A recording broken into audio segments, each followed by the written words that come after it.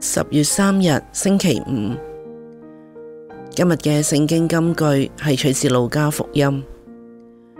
耶穌說：苛勒匝因、貝特賽達，你們有禍了，因為在你們那裏行過的大能奇事，如果行在提洛和漆冬，他們早就改過自新了。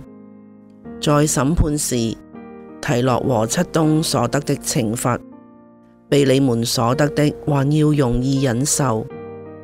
至於你，葛法翁，你必被投下陰間。誰聽從你們，就是聽從我；誰拒絕你們，就是拒絕我；誰拒絕我，就是拒絕那派遣我來的一位。反省。耶穌指出，嗰啲愛睇神蹟但係又唔知悔改嘅人，將來喺末日審判嘅時候就會受到懲罰。聽從福音就係聽從佢，聽從佢就係聽從天主。